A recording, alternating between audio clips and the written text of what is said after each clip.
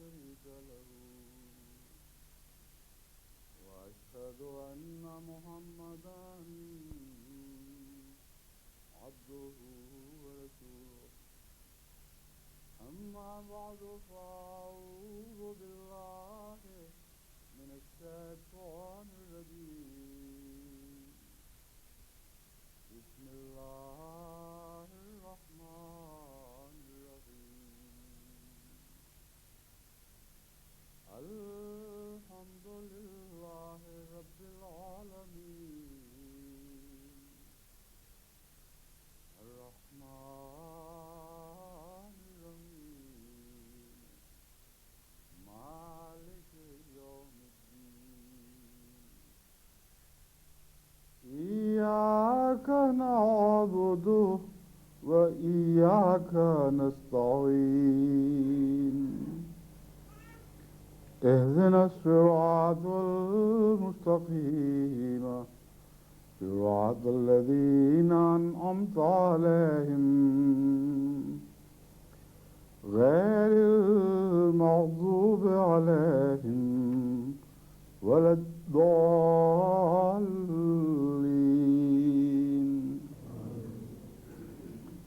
أفمن شرح الله صدره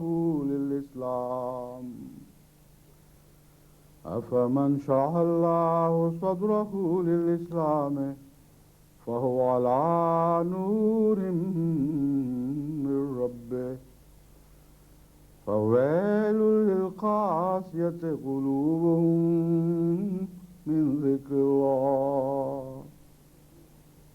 أولئك في ضلال مبين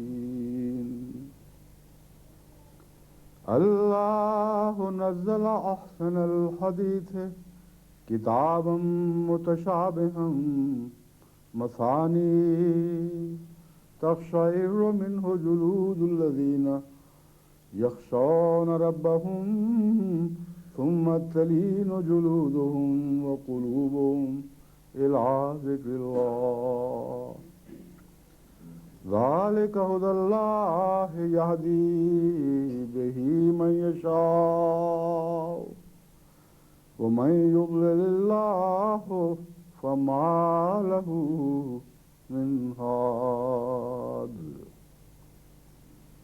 سورہ زمر آیات 23 تا 24.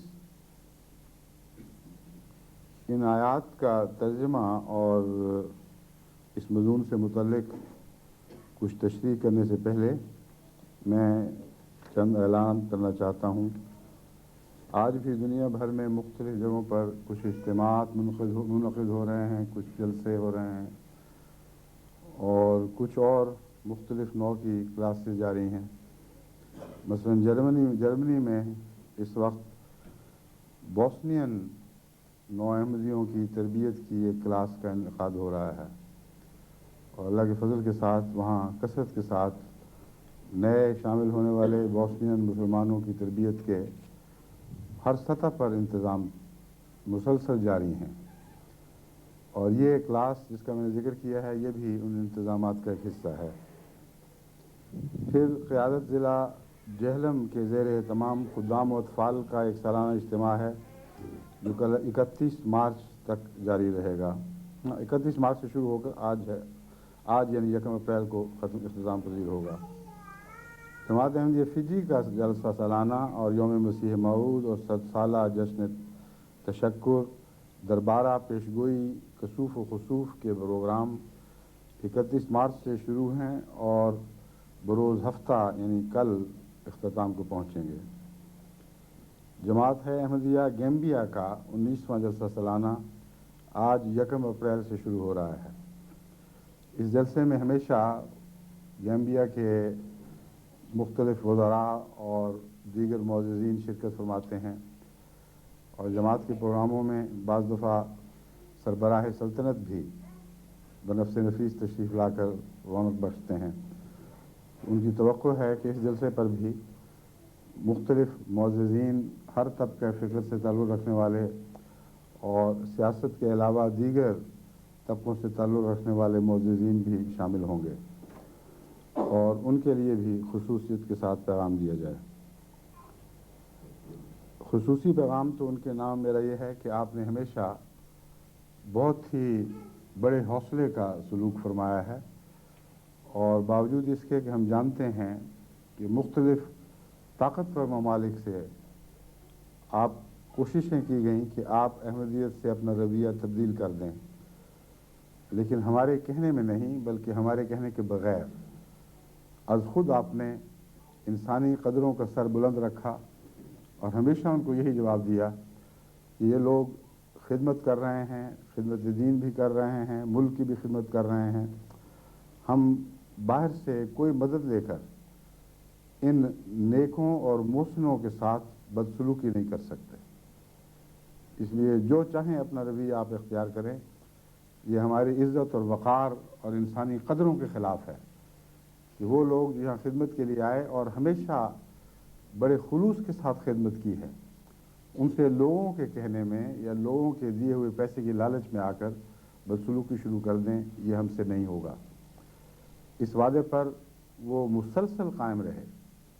ضیاء کے دور میں بھی میں جانتا ہوں کہ براہ راست کوشش کی گئی، لیکن گیمبیا کے معززین نے اپنے موقف میں کوئی تبدیلی پیدا نہیں کی، اور اب تو وہ وقت دور وہ زمانے لد گئے اور حالات بدل چکے ہیں، اور جماعت احمدیہ کو بھی اللہ تعالیٰ کے فضل کے ساتھ گیمبیا میں قبولیت عام کی سند حاصل ہو چکی ہے۔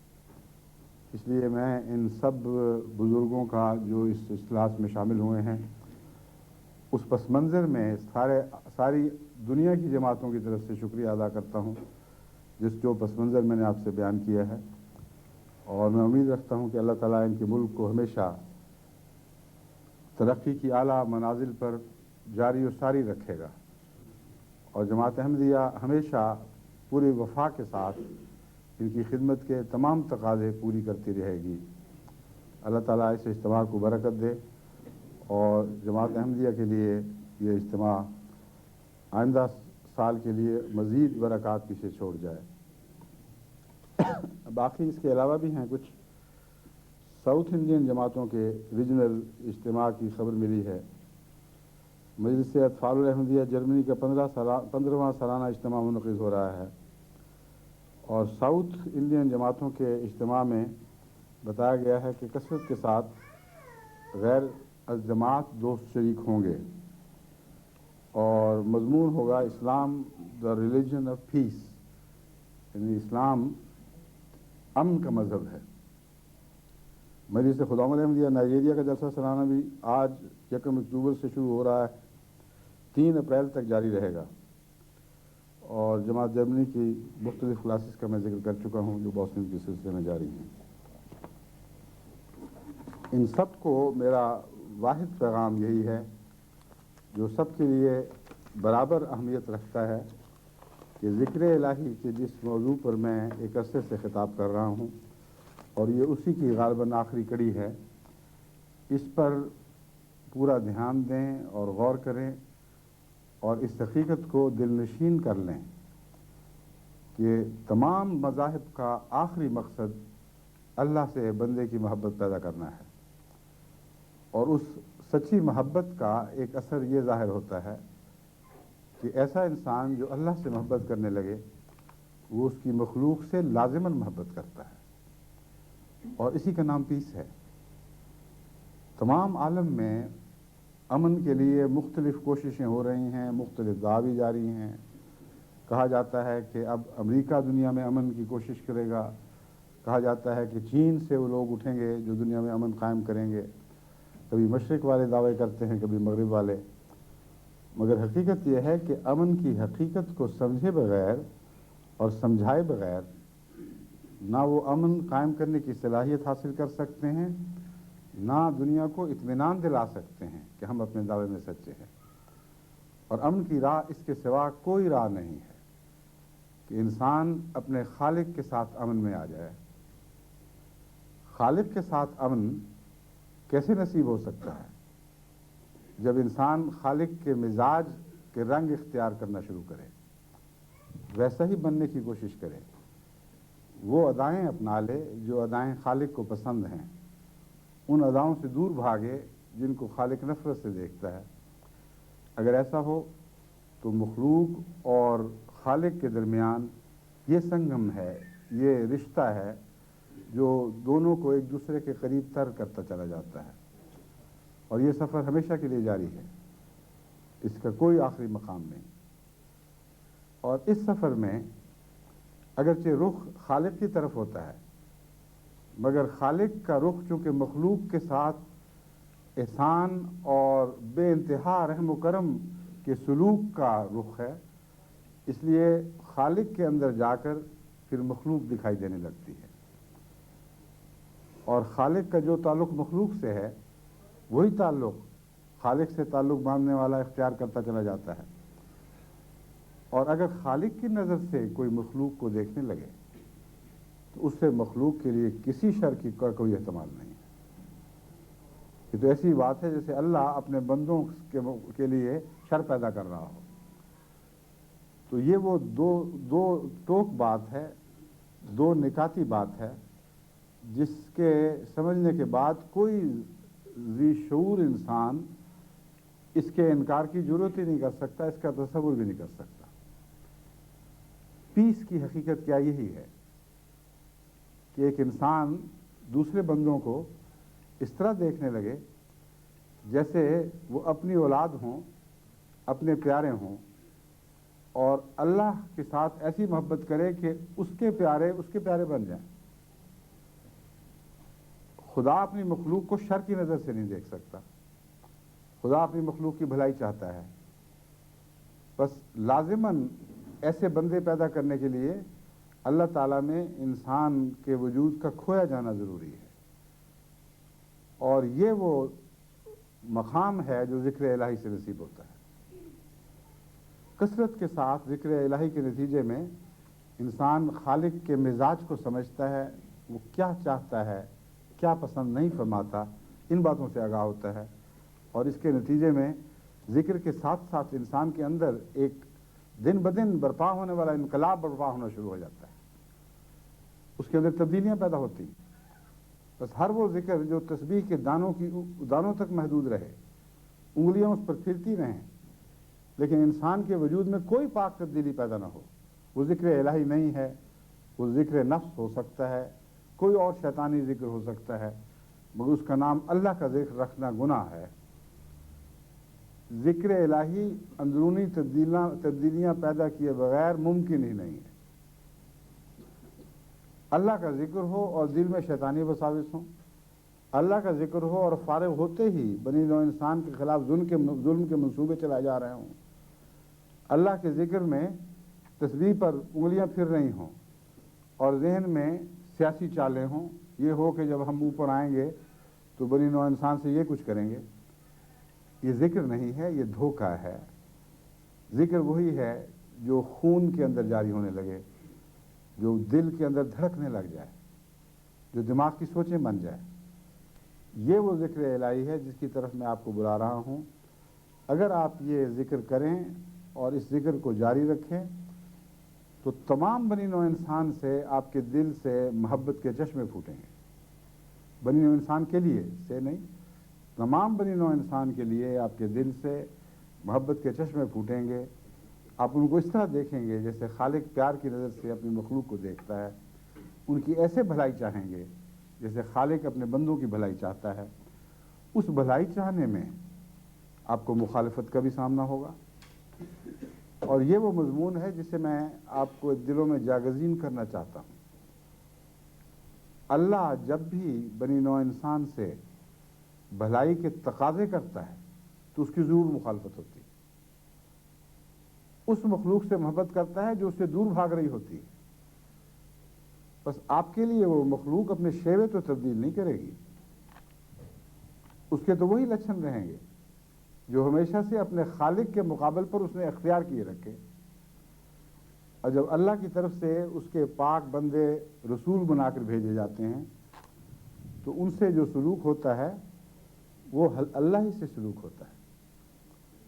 بس مخلوق سے تعلق آسان نہیں ہے، خالق سے تعلق بہت آسان ہے، لیکن یہ تعلق جب مخلوق کے تعلق میں ڈھلتا ہے تو طرح طرح کے دکھ اس راہ میں اٹھانے پڑتے ہیں۔ چنانچہ ایک موقع پر قرآن کریم حضرت اقدس محمد مصطفیٰ صلی اللہ علیہ وآلہ وسلم کے دکھ پر نظر کر کے فرماتا ہے، یعنی اللہ فرماتا ہے، قرآن کریم میں یہ آیت موجود ہے کہ یہ ظالم تجھے ہی دکھ نہیں دے رہے، یہ تو اللہ کو دکھ دیتے پھرتے ہیں۔ مراد یہ ہے کہ اصل مقصد ان کا خدا کی دشمنی ہے۔ تو چونکہ خدا کا نمائندہ بن بیٹھا ہے، بن چکا ہے، یعنی میری طرف سے بنا دیا گیا ہے، اس لیے خدا کی دشمنی تیری دشمنی کے بغیر الگ ممکن ہی نہیں رہی۔ بس ذکر الہی آپ کو جن راہوں کی طرف بلا رہا ہے اس میں ایک راہ آسان ہے، کیونکہ وہ محبت کی راہ ہے۔ اس راہ سے اللہ ملے گا اگر وہ محبت کی راہ بنی رہے۔ جس راہ پہ وہ راہ آپ کو ڈالے گی وہ غیر کی طرف سے دشمنی کی راہ ہے اور آپ کی محبت کی آزمائش کی راہ ہے۔ اس محبت کی آزمائش کی راہ پر حضرت اقدس محمد مصطفیٰ صلی اللہ علیہ وآلہ وسلم نے اس طرح سفر کیا کہ اپنے دکھ دینے والوں کے لیے اس غم میں اپنے آپ کو ہلکان کرتے رہے کہ یہ ظالم ہلاک نہ ہو جائیں۔ بس یہ ہے وہ خالق اور مخلوق کے تعلق کا تصور جو حضرت اقدس محمد مصطفیٰ صلی اللہ علیہ وآلہ وسلم کے اپنے خالق سے تعلق اور اس کے بعد اپنی مخلوق اور خدا کی مخلوق سے تعلق کی صورت میں ہمارے سامنے ظاہر ہوا ہے۔ اس ضمن میں یہ تمام میرے خطبات ہیں کہ ذکر الہی اختیار کرو۔ ذکر الہی آپ کے لیے خدا تک پہنچنے کے رستے آسان کرے گا، اور خدا تعالیٰ کی طرف پہنچنے کی ایک صراط مستقیم ہے، لیکن اس صراط مستقیم کو بہت سے رستے آ کر ملتے ہیں۔ جن رستوں سے آپ صراط مستقیم تک پہنچیں، اگر وہ ایک سے زیادہ رستے ہیں تو وہ صراط وسیع تر ہوتی چلی جاتی ہے آپ کے لیے۔ اگر وہ ایک دو رستے ہیں تو وہ صراط مستقیم آپ کے لیے تنگ رہے گی۔ تبھی اللہ تعالیٰ فرماتا ہے وَالَّذِينَ جَاهَدُوا فِينَا لَنَهْدِيَنَّهُمْ سُبُلَنَا۔ یہاں ایک صراط کی بات نہیں فرما رہا، فرماتا ہے جو لوگ بھی ہمارے متعلق کوشش کرتے ہیں ہم انہیں اپنی طرف آنے کی بہت سی راہیں دکھاتے ہیں۔ بس ذکر کی ہر راہ وہ راہ ہے جو خدا نے ہمیں اپنی طرف آنے کے لیے دکھا دی ہے، بتایا ہے کہ ان راہوں پر چلو گے تو صراط مستقیم میں آ ملو گے، اور جتنی زیادہ یہ راہیں اختیار کرو گے اتنی تمہاری صراط مستقیم وسیع تر ہوتی چلی جائے گی اور انعام پانے والوں کا رستہ بنتی چلی جائے گی۔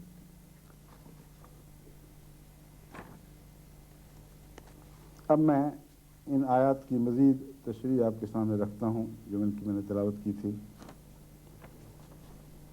افمن شرح اللہ صدرہ للاسلام فہو علی نور من ربہ، کیا وہ شخص جس کا سینہ اللہ نے خود اسلام کے لیے کھول دیا ہو، فہو علی نور من ربہ، اور وہ اپنے رب کی طرف سے نور یافتہ ہو، ایک نور پر قائم ہو،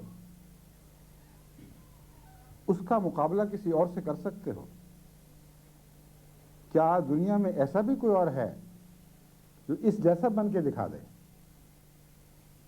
یہ ایک اعلان عام ہے، ایک صلاح عام ہے، اور ایک تمام بنی نوع انسان کے لیے چیلنج ہے کہ بننا ہے تو اس جیسا بن کے دکھاؤ، اس کے سوا ہر راہ ہلاکت کی راہ ہے۔ افمن شرح اللہ صدرہ للاسلام فہو علی نور من ربہ، یہی محفوظ مقام ہے، اس کے سوا کوئی محفوظ مقام نہیں۔ اس کے برعکس کیا مقام ہے؟ فویل للقاسیۃ قلوبہم من ذکر اللہ، درمیان کی کوئی راہ نہیں بتائی گئی۔ ایک طرف وہ ہیں جو اللہ کی طرف سے ہدایت یافتہ ہیں اور اس نور پر قائم ہیں، اور سوال اٹھا کر کوئی جواب بھی نہیں دیا گیا، وہ ظاہر و باہر بات ہے، کہنے کی ضرورت ہی نہیں ہے، یہی وہ خدا کے بندے ہیں جو کامیاب ہونے والے ہیں۔ لیکن ان کے مقابل پر جو لوگ رکھے، فویل للقاسیۃ قلوبہم، ہلاکت ہو، لعنت ہو ان بد نصیب پتھر دلوں پر جن کے دل سخت ہو چکے ہیں، من ذکر اللہ، اللہ کے ذکر سے۔ اس کے دو معنی خصوصیت کے ساتھ آپ کے پیش نظر رہنے چاہیے۔ ایک وہ دل جو خدا کا ذکر سنتے ہیں اور نرم پڑنے کی بجائے سخت ہوتے چلے جاتے ہیں. طبیعت ان کی گھبراتی ہے, کہتے ہیں کیا بات لے بیٹھے ہیں, چھوڑو کوئی اور بات کرو. خدا کی باتیں بھی اس زمانے میں بھی بھلے چل سکتی ہیں. کچھ دلچسپی کی بات کرو, کچھ نشے کی بات کرو, کچھ کھیلنے کودنے کی بات کرو, کچھ نمائشوں کے قصے چلیں, دنیا کی لذتوں کی باتیں ہوں تو بات بھی بنے. یہ خدا کی باتیں تم کیا لے بیٹھے ہو؟ ایسے لوگ ہیں جو جب یہ ذکر سنتے ہیں, ذکر الہی کو, تو ان کے دل سخت ہوتے چلے جاتے, پتھر بنتے جاتے ہیں. اور ایک وہ ہیں للقاسیۃ قلوبہم من ذکر اللہ ہے, کہ وہ بدنصیب ایسے پتھر ہیں کہ اللہ کے ذکر کی ان میں صلاحیت ہی باقی نہیں رہی. وہ ذکر کرنے سے عاری لوگ ہیں, ایک سنتے ہیں اور بدکتے ہیں اور مزید سخت ہوتے چلے جاتے ہیں. ایک وہ جو سخت ہو چکے ہیں اور ذکر اللہ کی طرف کوئی توجہ ہی نہیں ہے. ان دونوں معنوں میں یہ آیت ان ایسے لوگوں پر لعنت بھیج رہی ہے اور ان کی ہلاکت کی خبر دے رہی ہے. اولئک فی ضلال مبین, یہی وہ لوگ ہیں جو کھلی کھلی گمراہی میں ہیں. اب یاد رکھیں کہ جو لوگ ذکر الہی سے غافل رہتے ہیں ان کی یہی منزل ہے جو بیان کی گئی ہے. کوئی شخص جو ذکر الہی کی راہ میں آگے نہیں بڑھ رہا, وہ اپنے مقام پر کھڑا نہیں رہا کرتا, وہ رفتہ رفتہ ان لوگوں میں شامل ہو رہا ہوتا ہے جن کے دل خدا کے لیے سخت ہو چکے ہیں. اور ایسا شخص جو ذکر الہی میں لذت نہیں پاتا, اس کے دل کو کوئی اور چیز سنبھال نہیں سکتی, کیونکہ وہ لذت کے بغیر اپنے دل کو چھوڑ نہیں سکتا. اس لیے خدا کی بجائے دنیا کی لذتیں دن بدن رفتہ رفتہ اس کے دل پر قابض ہوتی چلی جاتی ہیں. بس یہ بہت ہی خطرناک مقام ہے, سمجھنا چاہیے. بیچ کی کوئی راہ نہیں ہے. یہ نہیں کہ ذکر الہی نہ بھی کرو تو گزارا ہو جائے گا, کم سے کم ہم سخت دل تو نہیں ہیں. تو میں یا ذکر کرنے والے ہیں سخت دل ہیں, بیچ میں تو کوئی وجود ہی اور نہیں ہے. جو ذکر نہیں کرے گا اسے لازماً سخت دل ہو جانا ہے. بس اس کے خلاف تنبیہ کی گئی ہے. پھر اللہ فرماتا ہے اللہ نزل احسن الحدیث کتابا متشابہا مثانی تقشعر منہ جلود الذین یخشون ربہم مثانیہ تقشعر منہ جلود الذین یخشون ربہم. اللہ وہ ہے نزل احسن الحدیث, جس نے محمد مصطفیٰ صلی اللہ علیہ وآلہ وسلم پر سب باتوں سے زیادہ پیاری بات اتاری ہے. جو کلام اس رسول کے دل پر اترا ہے ہر کلام سے زیادہ خوبصورت ہے. یہ کیا کلام ہے؟ فرماتا ہے کتاباً, یہ لکھا ہوا کلام ہے جس تم کتاب کی صورت میں دیکھتے ہو. اور یہ باتیں کیسی ہیں؟ متشابہ مثانیہ, ایک دوسرے سے اپنے حسن میں ملتی جلتی باتیں بھی ہیں, اور ایسی بھی ہیں کہ ویسی ہی باتیں اس کتاب میں اور بھی دیکھتے ہو. یعنی متشابہ آیات ہیں اور بہت خوبصورت ہیں اور جوڑے جوڑے ہیں. ایک حسن تم یہاں دیکھتے ہو, اس حسن سے ملتا جلتا ایک اور جوڑا بھی تمہیں دوسری طرف دکھائی دے گا. اور قرآن کریم کو پڑھنے والے جانتے ہیں, ہر انسان جو محبت اور تعلق سے قرآن کو پڑھتا ہے گواہ ہے اس بات پر کہ ہر قرآنی مضمون جو خوبصورتی کے ساتھ بیان ہوا ہے وہی مضمون ایک اور آیت میں بھی اسی طرح خوبصورتی کے ساتھ بیان ہوا ہے, لیکن ملتی جلتی ہیں, بین ہی وہ بات نہیں. کوئی فرق ہے جو یہاں نہیں ملتا وہاں مل جائے گا, کوئی چیز وہاں نہیں ملی تو پہلی بھی مل جائے گی. تو جوڑے جوڑے چلتے ہیں, ایک دوسرے کو تقویض بھی دیتے ہیں, اور حسن کے بعض پہلوؤں پر ایک آیت بڑی نمایاں روشنی ڈال رہی ہے, بعض دوسرے پہلوؤں پر ایک اور آیت بڑی نمایاں روشنی ڈال رہی ہے. تو فرمایا اس میں مثانی ہیں, اور مثانی کا ایک معنی ہے بہت ہی اعلیٰ درجہ کی, بہت ہی بلند مرتبہ. تو یہ تعریف بھی اس کے ساتھ ہی اس کی ہو گئی. فرمایا اس سے ہوتا کیا ہے؟ تقشعر منہ جلود الذین یخشون ربہم, ان سے ان آیات کے نتیجے میں جو جوڑا جوڑا ہیں, دوہرے اثر دکھانے والی آیات ہیں. ایک اثر تو یہ ظاہر ہوتا ہے کہ سننے والے جو خدا سے ڈرتے ہیں ان کے رونگٹے کھڑے ہو جاتے ہیں, जुलूद के तकशैर का मतलब है कि उनकी जिल्दें मुतहर्रक हो जाती हैं, रोंगटे खड़े हो जाते हैं, उनमें क्रीपिंग मूवमेंट, जिस तरह एक लहर सी दौड़ रही है, ऐसी लहरें उनकी जिल्दों पर दौड़ने लगती हैं। सुम्मा तलीनो जुलूदुहुम, ये जोड़ा जोड़ा आयात एक और असर भी लाती हैं। एक तरफ खशियत का ये आलम है कि सारे जिल्द पर झुरझुरी पैदा हो जाती है और रोंगटे खड़े हो जाते हैं, दूसरी तरफ उसके बाद वो जिल्दें पिघल जाती हैं, नरम पड़ जाती हैं, अपने खुदा के हुजूर पिघल कर बहने लगती हैं और दिल साथ शामिल हो जाते हैं। जुलूदुहुम व कुलूबुहुम इला ज़िक्रिल्लाह, उनकी जिल्दें भी और उनके दिल भी खुदा के जिक्र में बहने लगते हैं, उनकी तरफ मुतहर्रिक हो जाते हैं। कितना हसीन कलाम है। असर बाहर से अंदर दाखिल होता है और वो लोग जो सख्त दिल हैं उनकी जिल्दें भी सख्त होती हैं, वो अच्छी बात को कबूल करने की सलाहियत ही नहीं रखते, वो जिल्दें ही बाहर बाहर रोक देती हैं अच्छे पैगाम को। लेकिन ये खुदा के मोमिन बंदे ऐसे हैं जो खुदा के कलाम को सुनते हैं तो पहले तो उनकी जिल्दों पर एक ज़लज़ला सा तारी हो जाता है।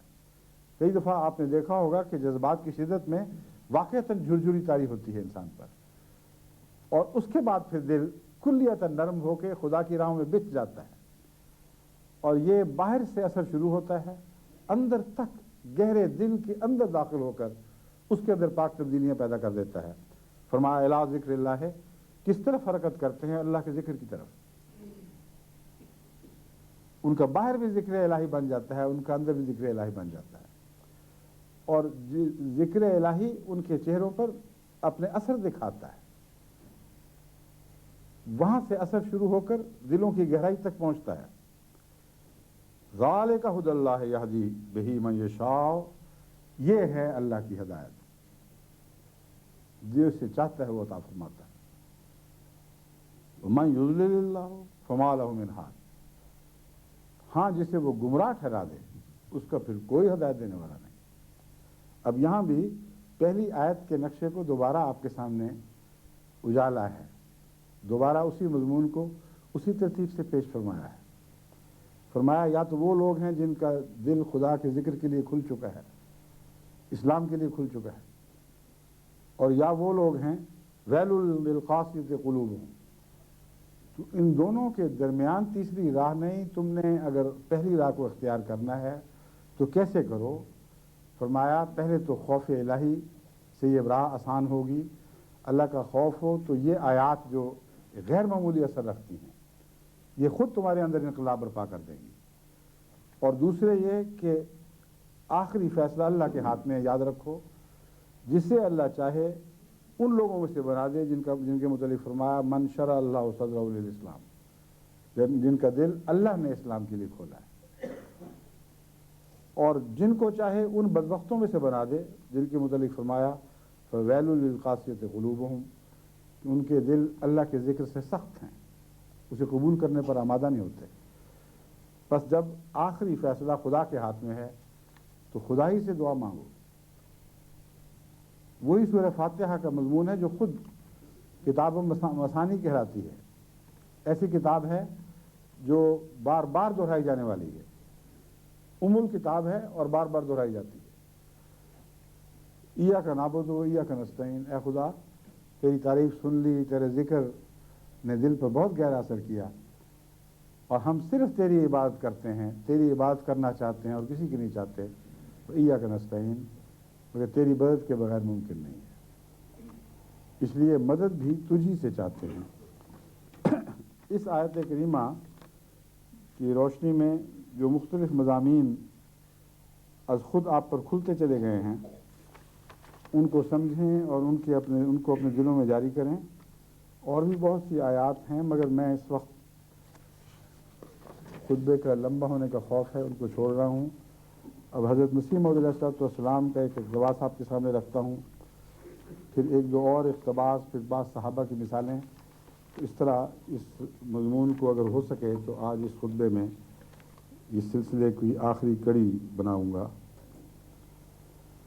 हज़रत मसीह मौऊद अलैहिस्सलाम फरमाते हैं, चुनांचे कुरान शरीफ में है, उज़कुरूनी अज़कुरकुम, वशकुरूली वला तकफुरून, यानी ऐ मेरे बंदो तुम मुझे याद किया करो और मेरी याद में मसरूफ़ रहा करो, मैं भी तुमको न भूलूँगा, तुम्हारा ख्याल रखूँगा, और मेरा शुक्र किया करो और मेरे इनामात की कदर किया करो और कुफ्र न किया करो।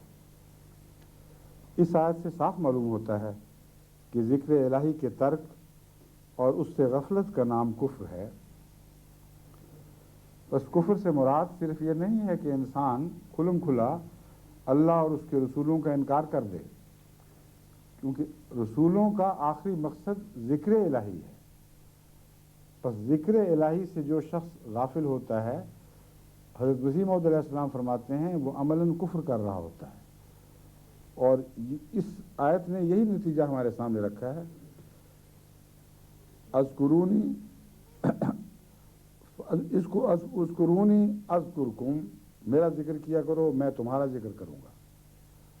वशकुरूली, और मेरा शुक्र अदा किया करो। वला तकफुरून, और मेरा कुफ्र न करो। यहाँ कुफ्र का एक माना जो आमतुल मुस्लिमीन के सामने या आम कारी के सामने वाज़ेह है, वो है नाशुक्री। लेकिन हज़रत मसीह मौऊद अलैहिस्सलाम ने यहाँ नाशुक्री की बजाय कुफ्र के उन मानों में इसको इस्तेमाल फरमाया है, इसको समझा है जो कुफ्र के मारूफ माने हैं, यानी खुदा का इनकार। और दर हकीकत नाशुक्री और इनकार भी दो बहनें हैं, या यूँ कहना चाहिए कि नाशुक्री के पेट से ही हकीकत में इनकार फूटता है, और इनका माँ बेटी का रिश्ता है। बस कुरान करीम ने जहाँ वला तकफुरून फरमाया, अगर उसका तर्जमा नाशुक्री भी करेंगे तो अमर वाक़या ये है कि नाशुक्री ही हैं जो काफिर हुआ करते हैं। खुदा ताला की इतनी बेशुमार नेमतें तमाम दुनिया में फैली पड़ी हैं कि वो शख्स जो उन नेमतों को देखकर उसके शुक्र की तरफ मायल हो, उससे इनकार की क्या तवक्को हो सकती है? कौन सा एहतमाल है उससे इनकार का? बस हकीकत में शुक्र ही है जो हकीकी ईमान बख्शता है, और नाशुक्री है जो कुफ्र की तरफ लेके जाती है। बस हज़रत मसीह मौऊद अलैहिस्सलाम फरमा रहे हैं कि इसका ताल्लुक ज़िक्र से है, ज़िक्र से बात चली है। तुम अगर ज़िक्र करोगे तो शुक्रगुजार बंदे बनोगे, ज़िक्र करोगे तो काफिर नहीं हो सकते, लाजिमन खुदा के मोमिन बंदे होगे, और ज़िक्र करोगे तो खुदा तुम्हारा ज़िक्र करेगा, और खुदा जिनका ज़िक्र करता है उनको मिटने नहीं दिया करता। ये नामुमकिन है कि खुदा किसी का ज़िक्र कर रहा हो और वो लोग सफ़हस्ती से मिटा दिए जाएं। बस आपकी बका का नुस्खा भी यही ज़िक्र है। अगर हमेशा के लिए बाकी रहने वाले से आपका ताल्लुक जुड़ जाए तो उसकी अता से आप में बका की सिफ़ात पैदा हो जाती हैं, बाकी रहने की सिफ़ात पैदा हो जाती है। हज़रत मसीह मौऊद अलैहिस्सलाम मज़ीद फरमाते हैं, कुरान शरीफ में आया है वज़्कुरुल्लाह कसीरन लअल्लकुम तुफ़लिहून, अल्लाह ताला का बहुत जिक्र करो ताकि फलाह पाओ। अब ये वज़्कुरुल्लाह कसीरन नमाज के बाद ही है, यानी नमाज के बाद जो कसरत से जिक्र की हिदायत फरमाई गई है, ये वो है आयत। फरमाया अब नमाज के बाद वज़्कुरुल्लाह कसीरन फरमा रहा हो खुदा ताला, तो क्या उसका ये मतलब है कि 33 दफ़ा सुबहानल्लाह, 33 दफ़ा अल्लाह, 34 दफ़ा अल्लाह अकबर कह दो तो जिक्र मुकम्मल हो जाएगा? ये तो कसीरन में नहीं आता। फरमाया इसलिए ये हदीस सुनकर कि हुज़ूर अकरम सल्लल्लाहु अलैहि वसल्लम ने नमाज के बाद 33 दफ़ा तस्बीह व तहमीद का जिक्र फरमाया और फिर 34 दफ़ा तकबीर का, ये ना समझ लेना कि यही ज़िक्र इलाही है जिसकी तरफ यह आयत तवज्जो दिला रही है कि कसरत से जिक्र किया करो। फरमाया ये उस ज़माने में उन लोगों के लिए जिनके हालात हुज़ूर के पेश नज़र थे, उनको एक नुस्खा दिया है नुस्खों में से एक। इसको इस आयत का मुतबादल न समझ बैठना, वरना हज़रत सल्लल्लाहु अलैहि वसल्लम का अपना तरीक़ तो ये नहीं था, क्योंकि आप तो खुद मस्जिद में बैठ के नमाज के बाद 33 दफ़ा सुभानअल्लाह, 33 दफ़ा अल्लाह अकबर, अल्हम्दुलिल्लाह आता है 33 दफ़ा अल्हम्दुलिल्लाह, यानी हम तस्बीह, हम और तकबीर आप तो नहीं किया करते थे। حضرت عائشہ رضی اللہ تعالیٰ عنہا کی روایتیں ہیں اور بھی روایتیں ہیں کہ بعض دوسری دعائیں کر کے گھر تشریف لے جاتے تھے. تو اس لیے یہ تو ناممکن ہے کہ حضور صلی اللہ علیہ وآلہ وسلم کثرت سے ذکر کا یہ مطلب سمجھتے ہوں کہ صرف 33 دفعہ کرو اور خود اس پہ عمل نہ کریں اور خود دن رات ذکر میں رہیں. یعنی سوئے ہوئے بھی ہوں تو تبھی بھی ذکر میں مصروف ہوں, جاگے ہوئے ہوں تو تب بھی ذکر میں مصروف ہوں, مجسم ذکر الہی بن جائیں. خدا آسمان سے گواہی دے کہ یہ وہ رسول ہم نے تمہیں اتارا ہے جو خود ذکر الہی بن چکا ہے, اس کے سوا اس میں کچھ بھی باقی نہیں رہا. تو ظاہر بات ہے کہ حضرت مسیح موعود علیہ السلام جو نقطہ اٹھا رہے ہیں بہت قابل غور ہے. فرماتے ہیں کہ اس کو محدود نہ سمجھ لو, یہ ذکر الہی جس کا قرآن کریم ذکر فرما رہا ہے کہ تو تمہارے دن رات کے ہر لمحے پر حاوی ہو جانا چاہیے. وہ 33 والا نسخہ تو ان لوگوں کے لیے تھا جنہوں نے ایک خاص تکلیف پیش کی تھی. اس تکلیف کے جواب میں حضور نے فرمایا کہ اتنا کرو تو یہ تکلیف تمہاری رفع ہو جائے گی. مگر یہ تو نہیں تھا کہ ان کو روکا ہو باقی ذکر سے یا ان کے علاوہ دوسروں کو روک دیا ہو. پھر حضرت مسیح علیہ السلام فرماتے ہیں کہ اصل محبت پیدا ہو تو شمار کا کوئی سوال نہیں رہا کرتا. عشق الہی کرنے والے گناہ نہیں کرتے. آپ نے حضرت مسیح علیہ السلام حضرت رسول اکرم صلی اللہ علیہ وسلم کی مثال دی ہے. کب کسی نے آپ کے ہاتھ میں تسبیح دیکھی تھی جس میں 100 دانے تھے؟ آپ کے کسی خلیفہ نے وہ تسبیح نہیں پکڑی, آپ کے کسی صحابی نے وہ تسبیح نہیں پکڑی. بعد کی ضرورت کے حالات کے مطابق ایجادات ہیں, وقت کی ضرورت ہوگی, لیکن ان لوگوں کے لیے جو ادنا حالتوں کے تھے ان کو کچھ سکھانے کی خاطر کسی بزرگ نے یہ طریق ایجاد کر دیا ہوگا. مگر نہ قرآن میں تسبیح کے دانوں کا ذکر, نہ سنت میں تسبیح کے دانوں کا ذکر, نہ کسی صحابی سے ثابت کہ ہاتھ میں تسبیحیں پکڑے پھرتے تھے. حضرت مسیح علیہ السلام فرماتے ہیں کہ رسول کریم صلی اللہ علیہ وسلم نے کبھی گن کے ذکر کیا ہی نہیں, ان گنت ذکر تھا. اور فرماتے ہیں یہ تو دنیا کے عاشقوں کو بھی پتہ ہے. کہتے ہیں ایک عورت کا قصہ مشہور ہے کہ وہ کسی پر عاشق تھی, اس نے ایک فقیر کو دیکھا کہ وہ تسبیح ہاتھ میں لیے ہوئے پھر رہا ہے. اس عورت نے اس سے پوچھا کہ تو کیا کر رہا ہے؟ اس نے کہا میں اپنے یار کو یاد کرتا ہوں. عورت نے کہا کہ یار کو یاد کرنا اور پھر گن گن کے, یہ کون سا عشق ہے؟ مجھے دیکھو میں کس طرح اپنے یار کے لیے دیوانی ہوئی پھرتی, دن رات اسی کا تذکرہ میرے منہ پر ہے. تو اچھا یار کا یار بنا بیٹھا ہے کہ گن گن کے یاد کر رہا ہے. عشق کے ساتھ گنتی کا مضمون چلتا نہیں. بس وہ اور مضمون تھا جو حضور اکرم صلی اللہ علیہ وسلم نے وہ بیان فرمایا, اور وہ اور مضمون تھا جو اپنی ذات میں جاری کر کے دکھایا. وہ انگنت ذکر الہی کا مضمون ہے. حضرت مسیح علیہ السلام فرماتے ہیں کہ اصل بات یہی ہے کہ جب تک ذکر الہی کثرت سے نہ ہو وہ لذت اور ذوق جو اس ذکر میں رکھا گیا ہے حاصل نہیں ہوتا.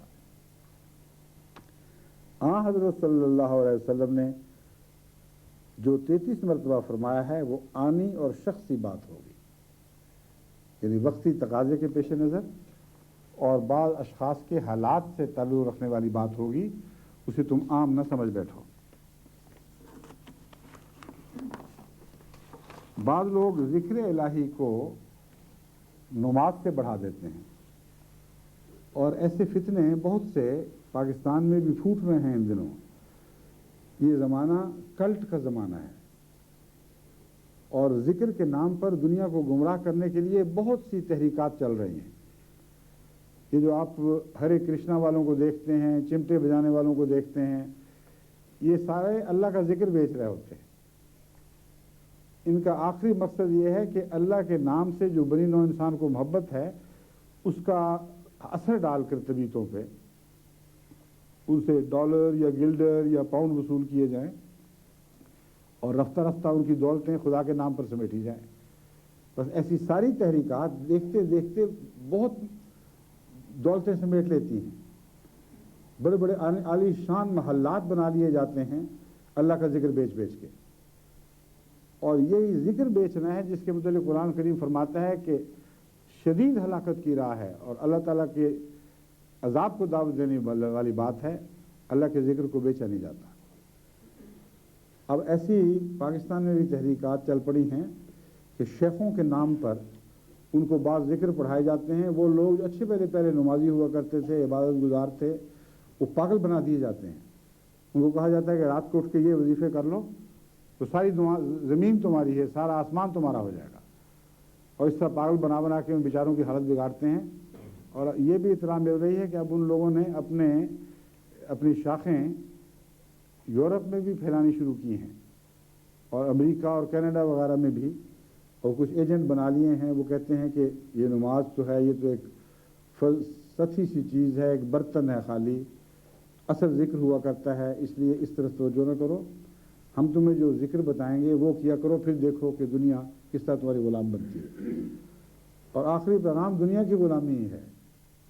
अल्लाह की मोहब्बत और अल्लाह के इश्क तो बहाना है। उनको बाज़ मनाफ़े दिखाए जाते हैं, बाज़ उनको ऐसे मकासद बतलाए जाते हैं जिनसे उनकी दरअसल दुनिया के पाने की ख्वाहिश पूरी होती है। आखिरी सूरत में अल्लाह उनको नहीं मिलता, नाम मिल सकता है इन बातों से। सवाल ये है कि हज़रत सल्लल्लाहु अलैहि वसल्लम ने जो ज़िक्र फरमाया और ज़िंदगी भर किया, उस ज़िक्र को छोड़कर कौन सा बेहतर ज़िक्र है जो आज का कोई पीर या सारी कायनात के पीर मिलकर भी बना सकते हैं, जो ये कहता है कि मोहम्मद रसूलुल्लाह के ज़िक्र के अलावा भी एक ज़िक्र है जो मैं तुम्हें दिखाता हूँ। उन इबादतों को तर्क कर दो जो मोहम्मद रसूलुल्लाह ने इख्तियार की, और ये ज़िक्र करो, वो झूठा है, वो शुज़ूरियत शैतान है, वो अल्लाह की तरफ से पैगाम लाने वाला है ही नहीं। मगर जब मज़ाहिब बिगड़ते हैं, जब एक ऐसी जाहिल कौम को जिसको हकीकत में मज़हब के फ़लसफ़ा से आगाही ना हो, मज़हब की रूह को न समझते हो, जब उनको आर्जी तौर पर और मसनूई तौर पर नेक बनाने की कोशिश की जाती है और इस्लाम के चर्चे वहाँ फैलाए जाते हैं, तो एक अजीब सी कैफियत पैदा हो जाती है। एक तरफ वो लोग हैं जो दुनियादार हैं, उनको दीन की हकीकत का इल्म नहीं, उनको दीन की रूह का इल्म नहीं, दूसरी तरफ दीन के चर्चे हो रहे हैं। तो ऐसी सूरत में ज़रूर अजीब व गरीब किस्म की तहरीकात उनसे जन्म लेने लग जाती हैं। ये ऐसी बात है जैसे एक ऐसे खेत में जिसका माली रखवाला ना हो, आप बहुत खाद डाल दें, जब खाद डालेंगे तो उसमें गंदी जड़ी बूटियाँ निकलेंगी, बेमकसद उसमें नबातात पैदा होंगी, और वो जो खाद है वो फ़ायदे की बजाय नुकसान का मुझे बन जाएगी। बस ऐसी सोसाइटियाँ जहाँ मज़हब का चर्चा हो जाए और हकीकी मज़हब सिखाने और मज़हब के आदाब बतलाने के लिए कोई मुनज़्ज़म तरीक़ ऐसा ना हो जो खुदा से अता किया हो, बल्कि मुख्तलिफ पीर फ़कीर अपने ढकोसले पैदा करना शुरू कर दें, तो वो सोसाइटी कसरत के साथ मकरूहात से भर जाती है। वहाँ मज़हब बेचने के शौक़ में कई किस्म की तहरीकात पैदा होती हैं और ज़िक्र इलाही दुनिया की हसूल का ज़रिया बना लिया जाता है। बस अहले पाकिस्तान को मैं ख़ुसूसियत से मुतनब्बे करता हूँ कि अगर ज़िक्र करना है तो मोहम्मद रसूलुल्लाह का ज़िक्र है, उसके सिवा कोई ज़िक्र नहीं, सब झूठ है। खुदा मिलता है तो उसी ज़िक्र से मिलता है जो हमारे आका और मौला हज़रत मोहम्मद मुस्तफ़ा का ज़िक्र है। जिस पीर का ज़िक्र उससे पीछे रह जाता है वो कोताह पीर है, उससे तुम्हें कुछ नसीब नहीं होगा। इसलिए वो शान का रसूल जो हमेशा के लिए ज़िंदा है, उसका दामन पकड़ो। सहाबा का ये हाल था कि उनकी ज़िंदगी का सबसे आला मकसद वो नमाज थी जो मोहम्मद रसूलुल्लाह ने आपको सिखाई थी। अव्वल व आखिर वो ज़िक्र इलाही में गुम रहते थे और ज़िक्र इलाही की जान नमाज में समझते थे। हज़रत अबू बकर तो हज़रत उमर रज़ी अल्लाह तआला अन्हो ने जब शहादत पाई तो आखिरी सुबह जो आपने इस दुनिया में गुजारी, उसके मुतालिक हज़रत मिस्वर बिन मखरमा है शायद नाम, फरमाते हैं कि उस रात जिसमें हज़रत उमर ज़ख्मी हुए, आपके पास गए, आपको सुबह की नमाज के लिए जगाया गया, तो आपने फरमाया नाम, हाँ جس شخص نے نماز ترک کر دی اس کا اسلام میں کچھ حصہ نہیں ہے۔ حضرت عمر نے نماز پڑھی اس حال میں کہ آپ کے زخموں سے خون بہہ رہا تھا، لیکن نماز پڑھتے رہے۔ ایک لمحہ کے لیے بھی نماز جو وہ عبادت جو خدا کے رسول نے، خدا کے سب سے پاک رسول نے بنی نوع انسان کو عطا کی تھی، یعنی عطا تو اللہ نے کی تھی، مگر آپ نے اس کو اپنی ذات میں جاری فرما کر اس کے سارے اسلوب ہمیں سمجھائے تھے۔ اور ان معنوں میں کہتا ہوں کہ حضرت محمد رسول اللہ صلی اللہ علیہ وآلہ وسلم نے اللہ کی عطا کو ایک زندہ مثال بن کر ہمارے لیے جاری فرمایا۔ اس کو چھوڑنا ہلاکت ہے، اس کے سوا اس کا کوئی اور نام نہیں۔ ایک لمحہ کے لیے بھی آن حضرت صلی اللہ علیہ وآلہ وسلم خود نماز سے غافل نہیں ہوئے، کسی بھی حالت میں، خواہ وہ جنگ کی حالت تھی یا امن اور آرام کی حالت تھی، صحت کی حالت تھی یا بیماری کی حالت تھی، حضرت اقدس محمد مصطفیٰ صلی اللہ علیہ وآلہ وسلم کو نماز سے غافل نہیں کیا۔ آپ کے دل میں کبھی یہ خیال نہیں آیا کہ نماز کا مقصد تو ذکر الہی ہی ہے نا، تو ذکر تو میں ہر وقت کرتا ہوں، مجھے نماز کی کیا ضرورت ہے؟ آپ کی آخری نماز کی کیفیت یہ تھی کہ بخار کی شدت سے آپ بے ہوش ہو جاتے تھے، اور جب آنکھ کھلتی تھی تو کہتے تھے دیکھو نماز کا وقت تو نہیں چلا گیا، یہ کہہ کر پانی منگواتے تھے، وضو کر کے پھر نماز شروع کرتے تھے، یہاں تک کہ پھر بے ہوشی طاری ہو جاتی تھی، پھر آنکھ کھل کے پہلے یہ سوال کرتے تھے کہ دیکھو نماز کا وقت تو نہیں چلا گیا، یہاں تک کہ آپ نے تب منگوایا اور کہا مجھ پر بہا دو تاکہ کچھ عرصے کے لیے بخار میرے پیچھے چھوڑے اور میں اپنے ابا اللہ کی اس طرح عبادت کروں جس طرح اس نے مجھے سکھائی۔ یہ ہے ذکر رسولہ، یہ وہ ذکر الہی ہے جو آپ نے دنیا میں ہمیشہ کے لیے جاری کیا ہے۔ بس ان شیطانوں کے وسوسوں میں کبھی نہ پڑنا، نہ آج پڑھنا نہ کل پڑھنا، کہ ذکر الہی چونکہ نماز کے بعد بھی جاری رہتا ہے اس لیے وہی اصل ہے، اور نمازیں ترک کر دو اور خدا تعالیٰ کے نے محمد رسول اللہ کے ذریعے جو شریعت عطا کی ہے اس سے تم بالا ہو جاؤ گے۔ محمد مصطفیٰ کی شریعت سے باہر ہلاکت کے سوا اور کچھ نہیں ہے۔ یہ سب پیری فقیری کے جھوٹے قصے ہیں، یہ دنیا کی لعنتیں کمانے کی خاطر یہ خدا کے ذکر کو بیچنے والے لوگ ہیں۔ ذکر الہی اختیار کریں، ویسا ذکر جیسے حضرت محمد مصطفیٰ صلی اللہ علیہ وآلہ وسلم نے اختیار فرمایا، اور جیسا کہ آپ کے صحابہ نے آپ سے سیکھا، پھر ہر حالت میں آپ کا ہر ذکر نماز ہی بن جائے گا۔ لیکن نماز چھوڑیں گے تو پھر نماز نہیں بنے گا، اگر نماز پڑھیں گے تو ذکر بھی نماز بن جائے گی، نماز نہیں پڑھیں گے تو ذکر بھی ذکر نہیں رہے گا۔ حضرت انس بن مالک فرماتے ہیں کہ رسول کریم صلی اللہ علیہ وآلہ وسلم کے صحابہ کو مجھے یاد ہے میں اس طرح دیکھتا تھا کہ نماز مغرب سے قبل ستونوں کی طرف دوڑتے تھے، یہاں تک کہ حضرت صلی اللہ علیہ وآلہ وسلم تشریف لے آتے ہیں۔ یہاں یہ بھی میں بتا دوں کہ مسجد کی جب نماز شروع ہو جائے اس وقت دوڑنے کی اجازت نہیں ہے۔ یہ ایسے سست آدمیوں کا ذکر نہیں ہو رہا جو نماز میں دیر سے پہنچیں اور رکوع بچا کر اپنی رکعت پوری کرنے کے جوش میں دوڑ رہے ہوں۔ یہ وہ لوگ ہیں جو وقت سے پہلے پہنچتے تھے اور حضرت محمد رسول اللہ کے قریب ہونے کے شوق میں، تاکہ اس ذکر الہی رسول کے پاس رہ کر اس کے قرب میں ذکر کریں۔ کہتے ہیں میں دیکھا کرتا تھا کہ کس طرح صحابہ دوڑتے ہوئے جاتے تھے کہ پہلے وقت میں مسجد کی پہلی صف میں حضرت محمد رسول اللہ کے قریب پہنچ جائیں۔ انس بن مالک سے یہ روایت ہے کہ وہ نماز اس طرح پڑھتے تھے کہ بعض دفعہ رکوع کرتے تھے تو اتنی دیر رکوع کرتے کہ لوگ سمجھتے تھے بھول ہی گئے ہیں، اور ایک راوی نے تو یہاں تک کہہ دیا کہ ساری رات رکوع میں گزار دی۔ میں اسے تسلیم نہیں کرتا، وہ دور کی کچی روایت ہے، مگر ان کی مراد یہ ہوئی، یہ لگتا یوں تھا کہ گویا رات بھر رکوع میں رہیں گے یا رہے ہیں۔ اور کہتے تھے جب سجدوں کے دو سجدوں کے درمیان بیٹھتے تھے تو یکدم پلٹ کر دوسرا سجدہ نہیں کر دیتے تھے، بلکہ وہاں بھی ذکر میں گم اور ایسے بیٹھ جاتے تھے گویا بھول ہی گئے ہیں کہ آگے بھی کوئی سجدہ آنے والا ہے۔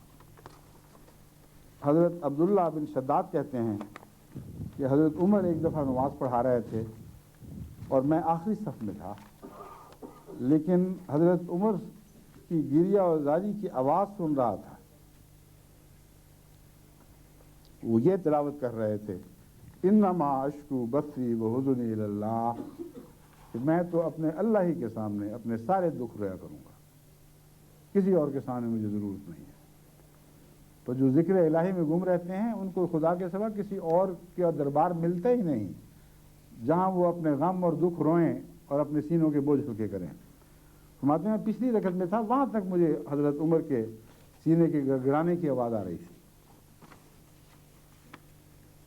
حضرت یہ ہے انس بن مالک، انس بن مالک کی روایت ہے کہ بنو سلمہ کا محلہ مسجد نبوی سے دور تھا، لیکن وہ کنارے پر تھے مدینے کے، اس وجہ سے مدینے کی حفاظت میں وہ ایک اہم کردار ادا کر رہے تھے. انہوں نے شوق ظاہر کیا کہ وہ مسجد نبوی کے قریب آ جائیں، تو آن حضرت صلی اللہ علیہ وآلہ وسلم نے ان کو اجازت نہیں دی، لیکن ان کی نیت اچھی اور پاک تھی. وہ قریب آنا چاہتے تھے تاکہ زیادہ ذکر الہی کا موقع ملے، اور ذکر الہی میں اول اور افضل حیثیت نماز با جماعت کی تھی جو مسجد نبوی میں ادا کی جاتی تھی. تو اللہ تعالیٰ نے ان کی دلداری کے لیے یہ انتظام فرمایا کہ حضرت رسول اکرم صلی اللہ علیہ وآلہ وسلم نے فرمایا تم وہیں رہو جہاں جس نیک نیت سے تم قریب آنا چاہتے ہو. اس کا جواب یہ ہے کہ خدا تمہارے ہر قدم پر تمہیں اجر عطا کرے گا. جتنے لمبے فاصلے کرو گے اتنا ہی وہ ذکر الہی میں شمار ہوں گے اور ہر قدم کا اجر تمہارے لیے لکھ دیا جائے گا. حضرت حرام بن ملحان کے آخری کلمات بھی سننے کے لائق ہیں جب ان پر برچھے کا وار پڑا ہے اور وہ آر پار نکل گیا. اس حالت میں حضرت حرام نے زخم کا خون لے کر اپنے یوں لیا اور سامنے سے اور اپنے چہرے پر ملا اور سر پر چھڑکا. وہ خون جو اندر جوڑ رہا تھا چونکہ خدا کی خاطر باہر نکلا تھا، انہوں نے کہا مقدس ہو چکا ہے، اب اس کی برکت سے جسم کے باقی اعضاء کو بھی متبرک کروں. اور یہ کہا اللہ اکبر فزتو و رب الکعبۃ، اللہ اکبر رب کعبہ کی قسم میں کامیاب ہو گیا ہوں. صحیح بخاری کتاب المغازی باب غزوۃ الرجی. یہی روایت حضرت عامر بن فہیرہ کے متعلق بھی ملتی ہے کہ آخری کلمہ آپ کا بھی یہی تھا.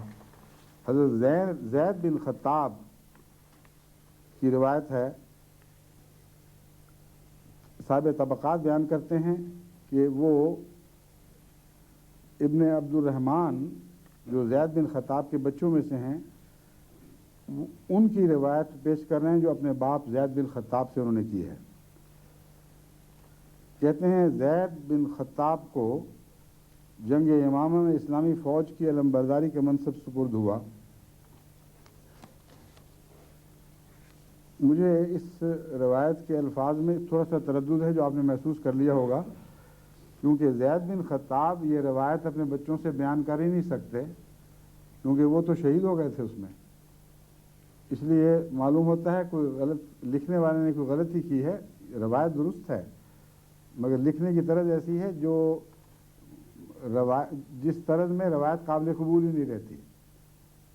روایت یہ ہے کہ حضرت زید بن خطاب جو حضرت عمر کے بھائی تھے، ایک جنگ میں ان کے سپرد علم کیا گیا اور جنگ یمامہ کی بات ہو رہی ہے. وہاں اس قدر زور سے دشمن نے ہلہ بولا کہ صحابہ کے پاؤں اکھڑ گئے، کچھ ڈول گئے.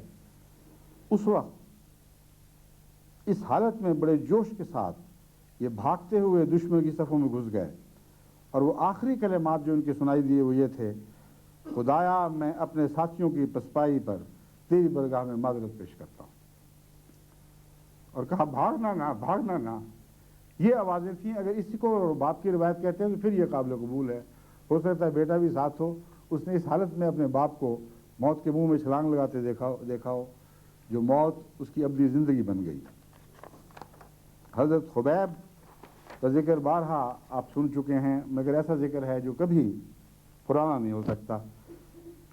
آپ نے جب جان دی ایسی حالت میں کہ دشمن نے آپ کو گھیرے میں لے کر پکڑ لیا تھا اور قتل گاہ میں لے جا رہے تھے، مقتل کی طرف لے جا رہے تھے، اس وقت مقتل میں پہنچ کر انہوں نے کہا کہ مجھے اجازت دو کہ میں 2 رکعتیں نماز پڑھ لوں۔ ذکر الہی تو کر ہی رہے تھے، ہر وقت ذکر کرتے رہتے تھے۔ نماز کی اہمیت کا یہ حال تھا کہ صحابہ سب سے زیادہ پاکیزہ، سب سے بلند تر ذکر نماز ہی کو سمجھتے تھے۔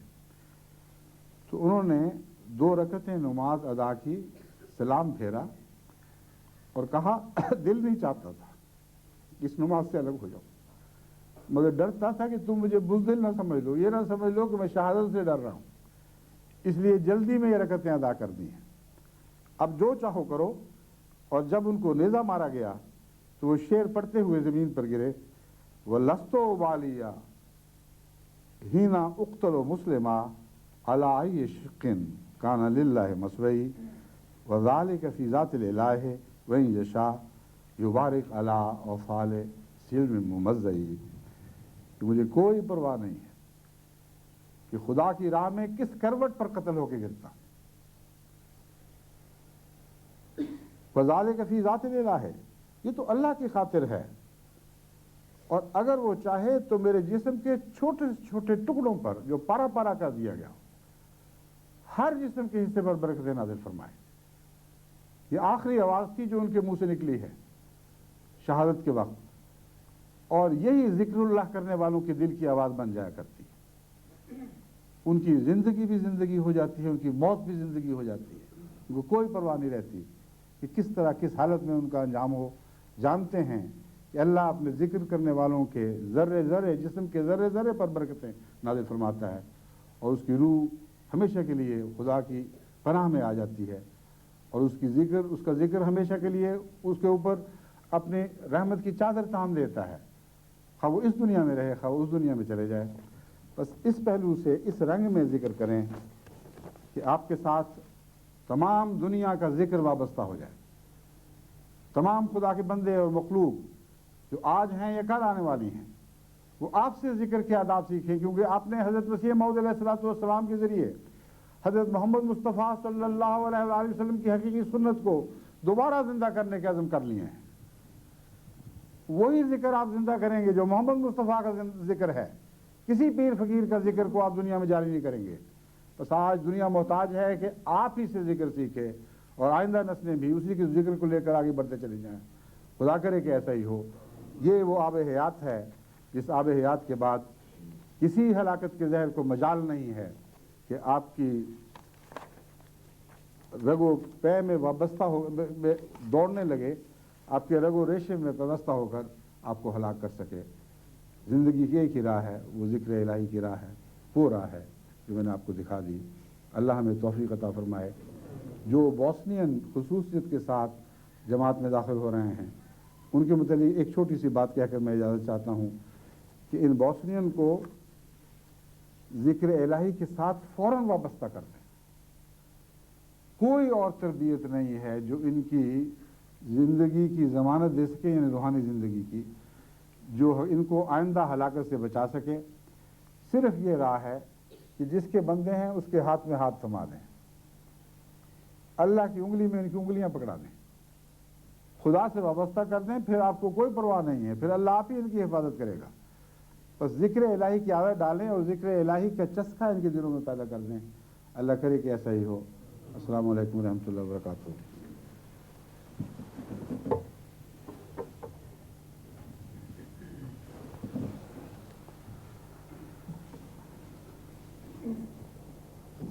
آج تو ماشاءاللہ یہ مسجد بہت بھر گئی ہے، اور عورتوں کو اب دوسری جگہ بھیج دیا گیا۔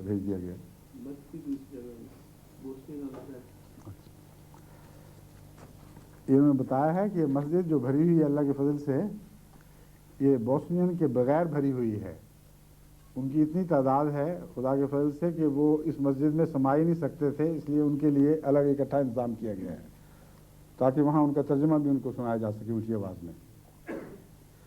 یہ اس لیے بتا دیا ہے کہ یہ نہ سمجھیں کہ ان کو دوسرے درجے کے شہری سمجھا گیا ہے، ان کے لیے الگ انتظام کیا ہے، اس لیے کہ ऐसा कोई इंतज़ाम नहीं था कि बिजली की तारों के ज़रिए उनके कानों तक तर्जमा पहुंचाया जा सकता हो, इसलिए बेख्तियारी थी, इसलिए उनको अलग रखा गया, वरना उनको यहाँ जगह दी जाती और पुराने अहमदी थे वो दूसरे कमरों में जाते। ये वजाहत कर दिए कहीं सुनने वाला कोई दुनिया में सब देख रहे हैं गलतफहमी के शिकार ही ना हो जाए। अल्हम्दुलिल्लाह नहमदुहु व नस्तईनुहु व नस्तगफिरुहु व नुमिनु बिही व नतवक्कलु अलैहि व नऊज़ु बिल्लाहि मिन शुरूरि अनफुसिना व मिन सय्यिआति अमालिना मन यहदिहिल्लाहु फला मुदिल्ल लहु व मन युद्लिल्हु फला हादिय लहु व नशहदु अल्ला इलाहा इल्लल्लाहु वहदहु ला शरीका लहु व नशहदु अन्न मुहम्मदन अब्दुहु व रसूलुहु। इबादल्लाह रहमकुमुल्लाह इन्नल्लाह यामुरु बिल अदलि वल इहसानि व इताइ ज़िल कुर्बा व यन्हा अनिल फ़हशाइ वल मुनकरि वल बग़ी यइज़ुकुम लअल्लकुम तज़क्करून।